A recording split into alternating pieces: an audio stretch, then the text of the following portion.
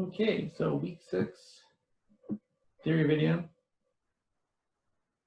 dealing with sensors, specifically temperature and pressure sensors. So in terms of a good sensor, a few things we want to have happen. So we want it to be sensitive to the physical quantity being measured. So if there is a change in pressure, we want it to actually notice that change in pressure and to relay that information to us. That's always a good thing. Wanted to reject any electrical noise or other unwanted perturbation. So if there's something else going on, lights flickering, things of that nature, that's not going to affect any pressure measurement from the sensor. And obviously also well understood calibration between the sensor and the actual physical quantity. So generally your sensor is going to output something like the voltage and want to be able to take that voltage and say, okay, this amount of voltage corresponds to this amount of pressure. So 5 volts equals 5 pascals or whatever the corresponding relationship is. Want to be able to take those voltage measurements and use them in terms of what we're actually trying to measure.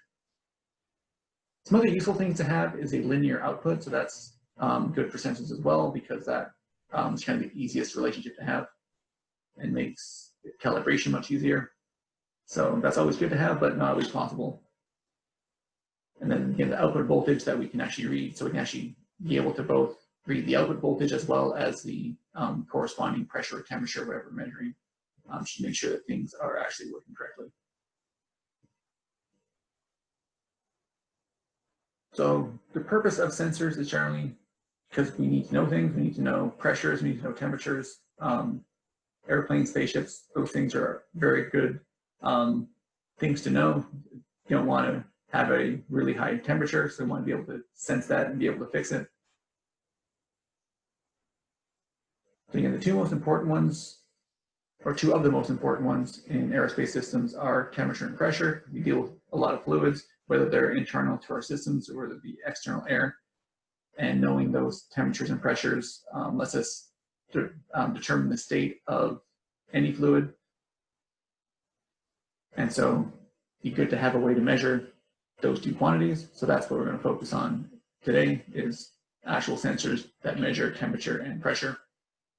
And they do so by producing some voltage that is based on what is happening. So based on change in temperature or change in pressure, they output a voltage that corresponds to whatever that temperature or pressure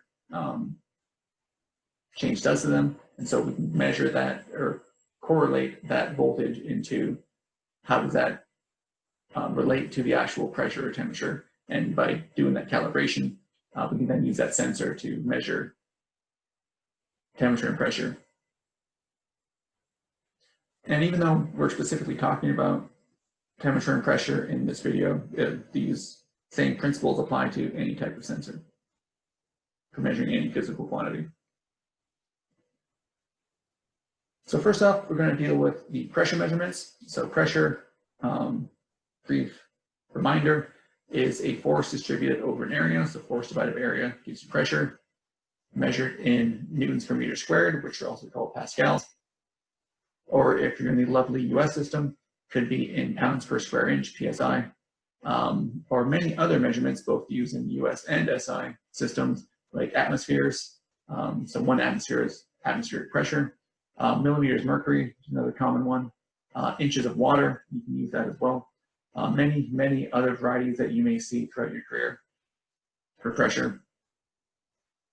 So millimeters mercury and inches of water, they are from hydrostatic pressure. So any fluid you can use air, you can use glycerin. There's many other choices there that you may see in your future career.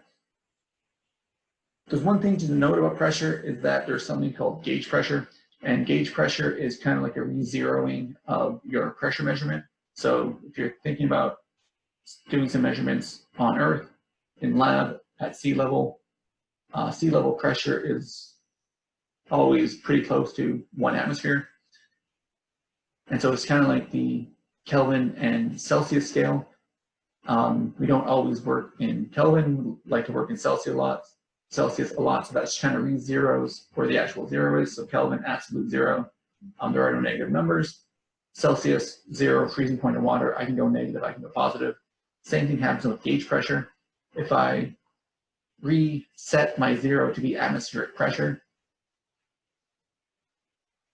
any positive pressure is then more than atmospheric pressure, any negative pressure is less than atmospheric pressure, and that's a more useful 0 to have, because if I'm in a room with all atmospheric pressure acting all the way around me, I don't want to have to take into account the fact that pressure is acting on all these different surfaces.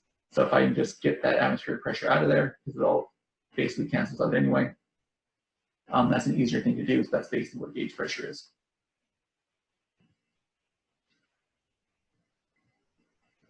So several ways to measure pressure have been developed over the past hundreds of years. Borden gauge, very common. You have a flattened hollow tube, and basically you have some pressure going in, and that kind of fills up the tube. As it fills up the tube wants to not so much expand, but get more linear. So it wants to reduce its curvature in a sense. And that reduction in curvature kind of pulls on the gear assembly, and that gear assembly makes this dial move back and forth, and that dial then measures the pressure. And again, this thing's been calibrated to whatever force that hollow tube is pulling on. You can calibrate that to correspond to some pressure, and then use this to measure any other pressure you want. So you can use a lot in many industries. The common one in fluids is using a good old U-tube liquid manometer. So have a tube, pressure on one side, pressure on the other side. That's going to push some of the fluid down, pull some of it up, depending on the difference in pressures here. So P2 is bigger than P1, that's why it's pushing down on more fluid. And then that difference in pressure is given by, again, hydrostatic relationship. Whatever the weight of this fluid divided by the area gives you that pressure difference. So P2 minus P1 is the weight of the fluid. Rho times G, and then times this value of H. And that gives you essentially the pressure in any height of any liquid column. So density of the fluid times 9.81 or 32.2 if you're in the US system, times the height gives you the fluid pressure based on its own weight. So again, if you're at the bottom of a pool, you feel a pressure from the weight of the water above you, and that's just directly related to the density of the water and the depth.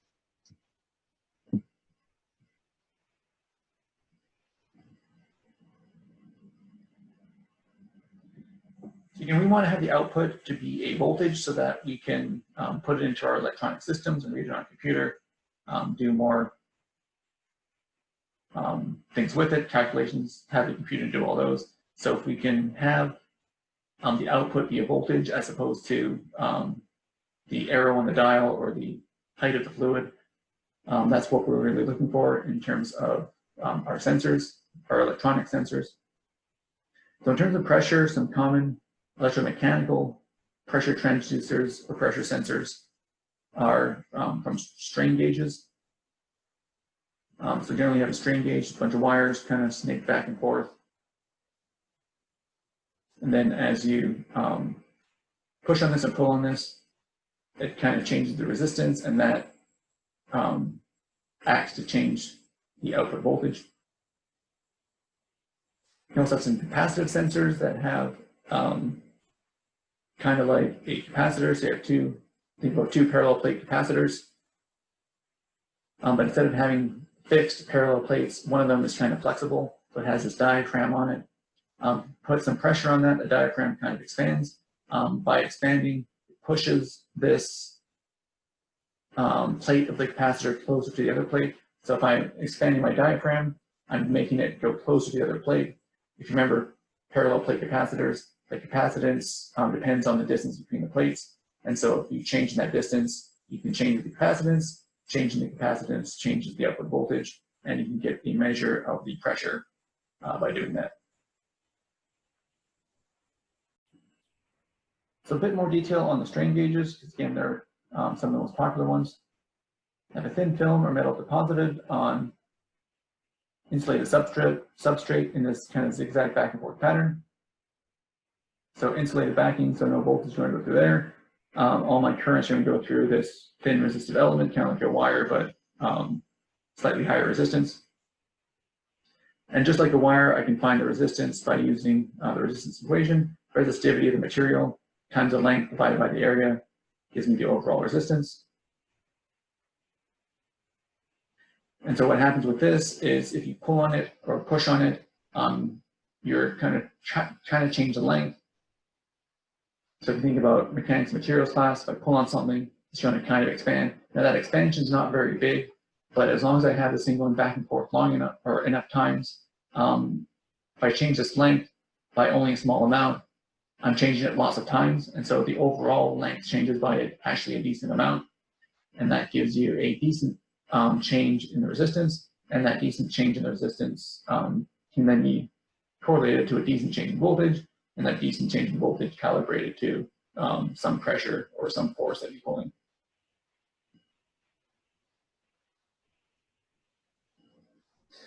And what I mean by decent is not incredibly small, but it's still small, but not so small that we can't measure it, or that it can't be measured precisely. So still small, but big enough that we can still measure it precisely, or at least correlate it precisely to changes in voltage.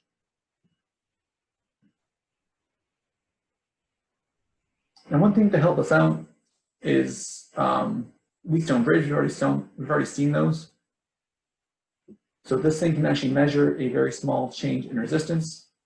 And these are usually actually built right into the sensor package as well. So even though I'm only getting a small change in resistance, the Wheatstone bridge is able to measure that fairly accurately. And so if you have a system that looks like this, your change in voltage is the change in resistance time divided by 4 times the resistance times the source voltage. And so you can kind of use that, again, to get not minuscule changes in voltage, so you can actually get decent changes in voltage to give you, again, decent calibrations to the actual change in pressure that you're experiencing. So one common pressure sensor you see in labs a lot is the MPX10, kind of shown down here. It has 4 pins on it, so 2 inputs and 2 outputs, essentially. So you have your 2 inputs, V plus or VS plus and ground. So VS plus essentially is the power source for that Wheatstone bridge we just saw. So we need that to kind of amplify the signal to get us into a decent range where we can measure the output voltage changes by a precise enough value to actually correlate those to precise changes in pressure. And so those come from the output, V plus and V minus. If you're looking for the ground pin, it has a little notch on it, so that's you can find that one. So that's the one that should go to ground in your circuit. Obviously, VS plus hooked up to some voltage source so that you can actually power the Wheatstone bridge. And then V plus and V minus is your output essentially. So again, if you hook up some 5-volt source to this VS plus terminal, you'll get V plus and V minus difference is in the millivolt range over volt pressure range. So this thing measures changes in pressure up to roughly 10 kilopascals or 1.5 psi. And so that comes over a range of a few millivolts. And so again, millivolts is still fairly low values, but they're big enough that we can actually see the difference in them. And by measuring the difference in millivolts, we can then correlate that to what that corresponds to in terms of pressure difference. And in the way to actually get those millivolt outputs into more usable values is to amplify them. And to amplify them, we've seen how to do that. We've been dealing with op amps for the last few weeks. And so if you hook up an op amp to it, op amp trying to give you a gain, that gain is going to then translate those millivolts into actual volts, and we can again get more precise measurements out of it that way.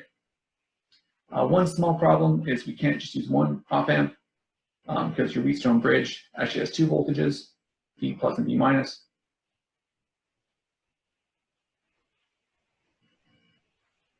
So if I have 2 input voltages, one coming into V plus, one coming into V minus, such as this, negative feedback with my feedback resistor. Output voltage for this connection is RF over R1, V1 minus V2. So again, negative feedback makes V minus and V plus go to the same value. Current going in there is fairly negligible, so you can derive this equation just like we had the last few weeks. So it looks like this is a good way to do it, but unfortunately it's not. If you want to try to hook it up that way, your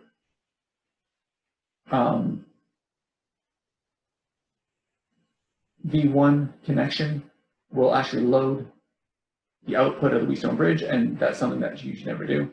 So instead, what we have to do is kind of make this double, or I guess triple even, differential op amp. So you have two buffered inputs, so unity gain op amps coming in, each connected to one side of that, so that way that output's not loaded. And then those come in and load the actual op amp, and we get that equation we saw previously. Now, the nice thing about this is you don't actually have to build the circuit onto your sensor. This is built into all the sensors already. They've already figured this out and know that you need it, so it's already in there. But it is good to know that that is in there.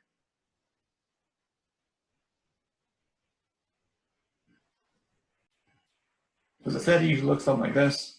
If I have a instrumentation amplifier, INA 118, looks something like this. All those op amps we just saw are all actually in here. And so standard 8-pin connections, your signal inputs, V minus, V plus, your power source, VS plus, VS minus, voltage out, reference. And you also have a gain set, so you can have an external resistor to actually set what type of gain you're looking for.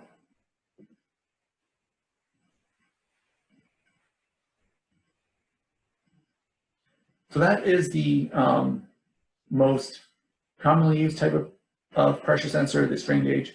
There's a few others. There's a thermal conductivity sensor, which useful in the range of 1 millitorr to about 100 torrs. And that looks something like this.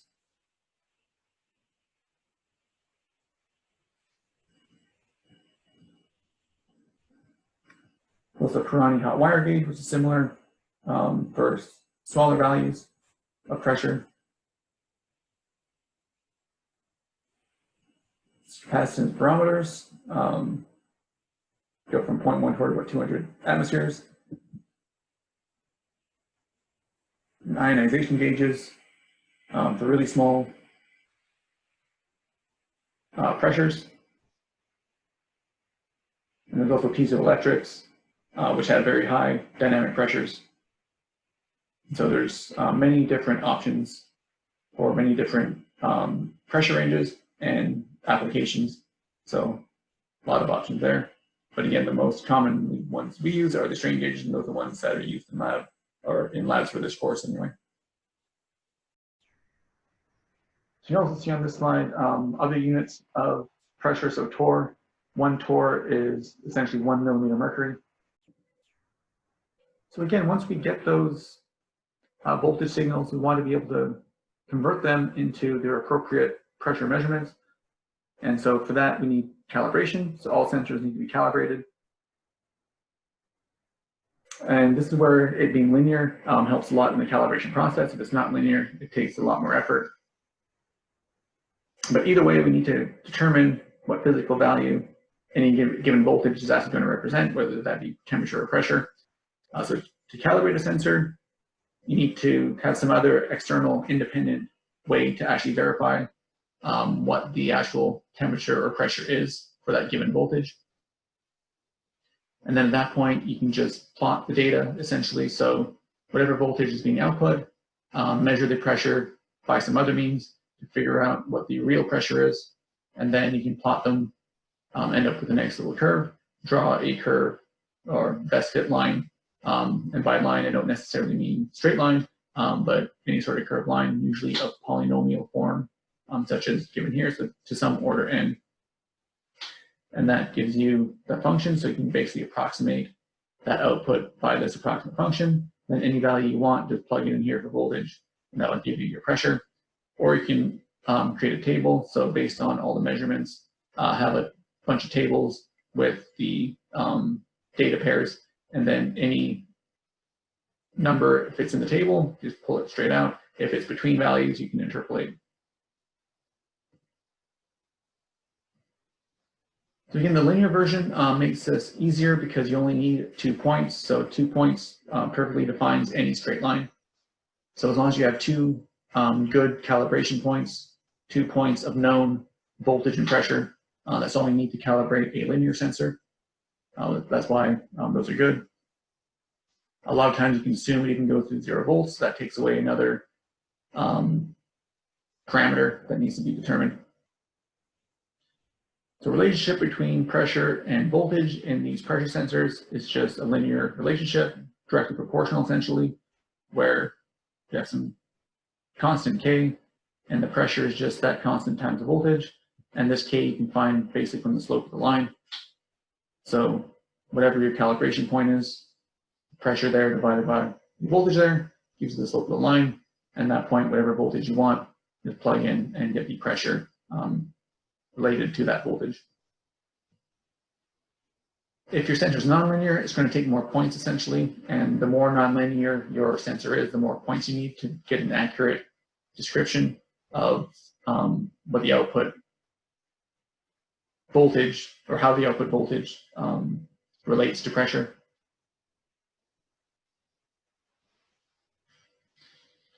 And so the point of all this is you want to use these sensors up in the sky or up in space. You don't necessarily have access to calibrate them while you're up there. So you calibrate them down here in the lab, and then once they're calibrated, you can send them up into space or into the air.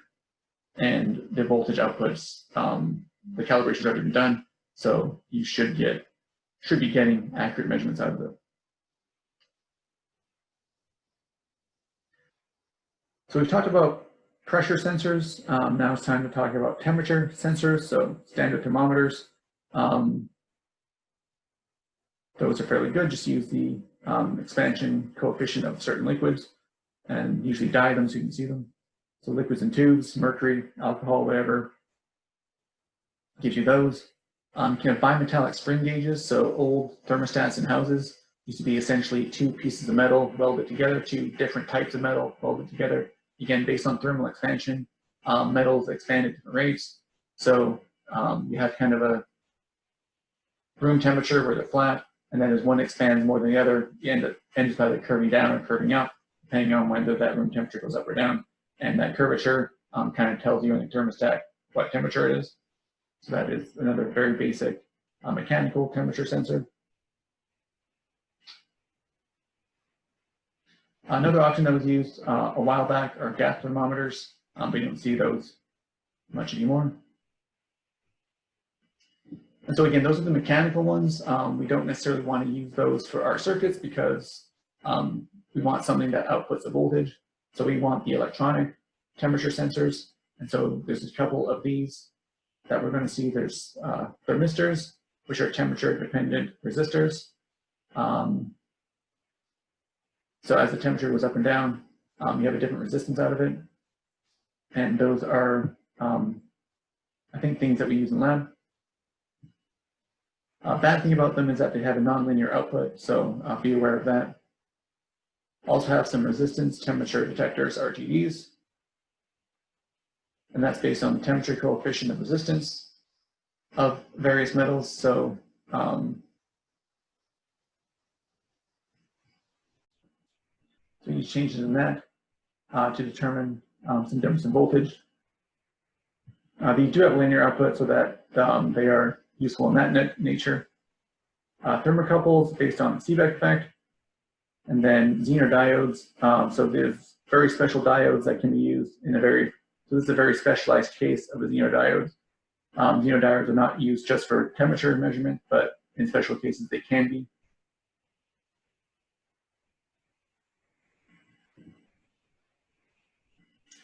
So in a bit more detail on some of these, so thermocouples, the Seebeck effect that we just talked about, that's a junction between 2 dissimilar metals. That's going to produce a voltage that depends on the temperature. So creates an electromotive force, a back voltage essentially. And that again depends on the temperature. So good thing about these is that you can measure fairly large temperature ranges, so fairly high temperatures, but it's hard to get an accurate measurement. So your accuracy is generally 1 degree Celsius or more. So you can't get between 1 and 2, for example. A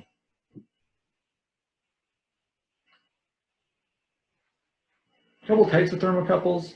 So there's, you see on this graph, type E, type J, type M, all sorts of types. Type T are copper constantan, type K are chromo aluminum. Those are ones that are more popular. You may see in lab as well. And so depending on what sort of temperature range, what sort of linearity, what sort of sensitivity you want, you choose different values of these. So if you want high temperature ones, use the ones that actually go further to the right. So AUPT down here doesn't go very high. If you want something higher than 1,000 degrees, that's not a good choice. If you want something that's fairly linear, type K looks fairly linear. Type N is not too bad either. Again, these AU, PT, and PT, PD slope up quite a bit, so those aren't very good if you're looking for a linear voltage output. So again, depending on what you want in terms of your sensor, pros versus cons of linearity, temperature range, whatever else, sensitivity, choose whatever works best for you. And then talk a little bit about Zener diodes. So generally diodes don't do well as thermometers, so they don't do well to measure temperature. If we look at the diode equation that we've seen before, your current's going to depend on temperature, so it's temperature in here that was embedded into the V star we've seen previously. If we use a constant current and then with that constant current measure the voltage, you see that temperature is related to voltage in this way. So it seems like it'd be a pretty good thermometer. You have your absolute temperature related to the voltage or proportional to the voltage based on that proportionality. So everything in here is a constant. This is just one big constant. So it looks like a nice linear relationship. The problem with this is it's not a nice linear relationship because your current I0, the reverse breakdown or leakage current, I should say, that also depends on temperature, so that actually is not a constant, even though it looks like it should be. So because of that, even though it looks like it should function well, it doesn't. Other than good old Zener diode. So Zener diode is a special diode that actually does work well as a temperature sensor. So in terms of normal operation, forward bias works exactly the same as a normal diode or any other diode that we've seen. But this guy also permits, I should say, the current to flow in the reverse direction if the voltage exceeds a certain voltage called the Zener voltage, Z. And normally this is a bad thing. So we've seen breakdown voltage, and if you exceed that breakdown voltage, bad things happen to your diode. It basically dries and it doesn't work anymore. The Zener voltage is a different voltage before that breakdown voltage, where it still does actually work, but still lets current through at the same time. So VZ is much lower than the breakdown voltage in your normal diode, so this diode does not get fried, even if you pass the VZ voltage. It still will if you pass the breakdown voltage. So in this case, VZ voltage is usually somewhere between 1 and say about 200 volts, depending on the diode. And here, this value of VZ actually depends on temperature, but we don't have the complication of that being tied into I0, so that's why it's better.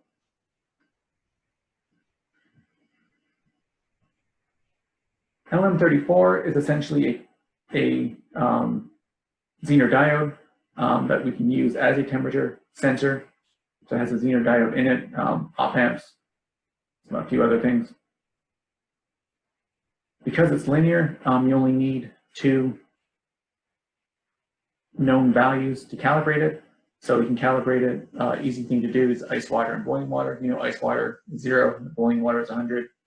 So those are your 2 points for temperature. You measure the output voltage, and you can directly relate those to temperature because you have this linear relationship, 0 and 100 in terms of temperature, in terms of whatever 2 output voltages you get from this guy. So a few advantages and disadvantages of selecting the various temperature sensors that we've seen. So thermocouples, RTDs, and thermistors, their advantages and their disadvantages summarized in this basically summary slide. So that is everything we need to know for this class about sensors, especially temperature and pressure sensors. That's all we're going to need to know for lab. So hope that was educational, and I will see you in class.